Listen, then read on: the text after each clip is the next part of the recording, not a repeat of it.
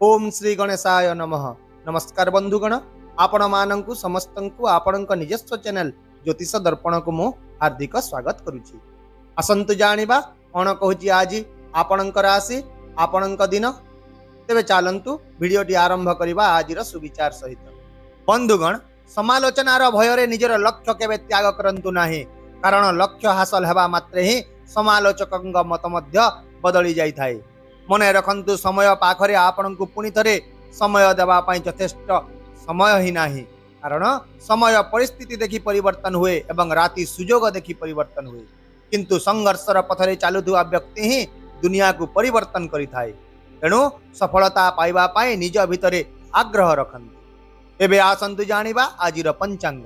आज हेउची 17 सेप्टेम्बर 2025 बुधवार, अश्विन मास कृष्ण पक्ष एकादशी तिथि, पुनर्वसु नक्षत्र। आजिर राहु काल अर्थात दिनर सबुठारु अशुभ समय मध्याह्न 12:21 रु अपराह्न 1:50 पर्यंत रहिबो एवं आजिर अमृत मुहूर्त जहाँकि दिनर सबुठारु शुभ समय सकाळ 9:50 रु 11:26 पर्यंत रहिबो। चंद्र आज कर्कट राशि रे गोचर करिवे एवं सूर्य कन्या राशि रे रहिबे। आउ मध्य आज हेउची विश्वकर्मा जयंती, कन्या संक्रांति। तेणु एही पवित्र अवसर रे आपण समस्तंकु आम चैनल ज्योतिष दर्पण तरफ हार्दिक शुभकामना। चलंतु एबे कुंभ राशि आज दैनिक राशिफल विषय रे विस्तृत भाव रे आलोचना करिबा। आज आपण निजर कर्म क्षेत्र रे बहुत व्यस्त रहिबे। आपणक चारि पाखरे अनेक कार्य गुड़िक आपणकर दृष्टि आकर्षण हेबो, किंतु छोट छोट कथा रे फसी रही समय नष्ट न करिबा आपणक पई बहुत गुरुत्वपूर्ण हेबो। तेणु जदि आज आपण निज काम रे एकाग्रता बजाय रखिबे तेबे दिनटी आपणक एक नूतन दिग्दर्शन देबो एवं आज पाई यह सफलतार मध्य चाबिकाठी हेबो। यह छड़ा आज आपणक नेतृत्व क्षमता को प्रशंसा करा जिवो, ता सहित आपणकर प्रयास मध्य उपयुक्त फलाफल पाइबो। आउ मध्य दिनटी चाकरी करथुवा लोकंक पाई मध्य विशेष हेबा को जाउची, जा फल रे आज आपणक एक गुरुत्वपूर्ण प्रकल्पर दायित्व मिलिबो किंबा वरिष्ठ अधिकारी माने आपणक द्वारा प्रभावित हेबे। किंतु आज दिनटी व्यवसायिक लोकंक पाई टिके चैलेंजिंग रही पारे। कठोर नियम कानून जोगु किछि काम मध्य अटकी पारे, किंतु धैर्य रखंतु, कारण निकट भविष्य रे एही असुविधा गुड़िक लाभ पाई अनेक पथ खोली देबो। इंजीनियरिंग, आईटी एवं गणमाध्यम सहित जड़ित लोक माने मध्य आज कार्य रे चाप अनुभव करि पारंती। सही परि छात्र छात्री मानंक पाई दिनटी मध्यम रहिबो, किंतु जो माने प्रतियोगितामूलक परीक्षा पाई प्रस्तुत हेउचंती सेमाने आज गुरुजनंक ठारो उचित मार्गदर्शन पाई पारिबे। आर्थिक दृष्टि आज आपनकु सतर्क रहिबाकु पड़िबो। टंका कारबार रे आज किछि विलंब होई पारे एवं किछि पुराना देय मध्य अटकी रही पारे। यह व्यतीत वाणिज्य एवं व्यवसाय सहित जड़ित व्यक्ति माने मध्य आईनगत किछि जटिलतार सम्मुखीन होई पारंती। जो माने चाकरी करछंती सेमानंकर पदोन्नति रे विलंब होई पारे, किंतु निराश हुअंतु नाही। आपनक पुराना निवेश रे हठात लाभ हेबार संभावना अछि। यदिओ एही छोट लाभ होई पारे, किंतु आपनकर मन को यह संतोष प्रदान करिवो। किंतु आज किछि घरोई खर्च मध्य वृद्धि हेबार संभावना रहिछि। तेणु आपण संचय उपरे आज ध्यान देवा आपणक पई बहुत लाभदायक हेबो।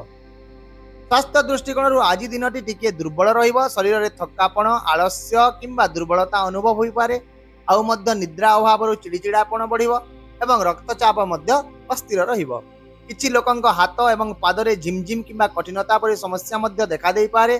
ता सहित आज मानसिक स्तर रे मध्य अस्थिरता एवं चिंता लागि रही पारे।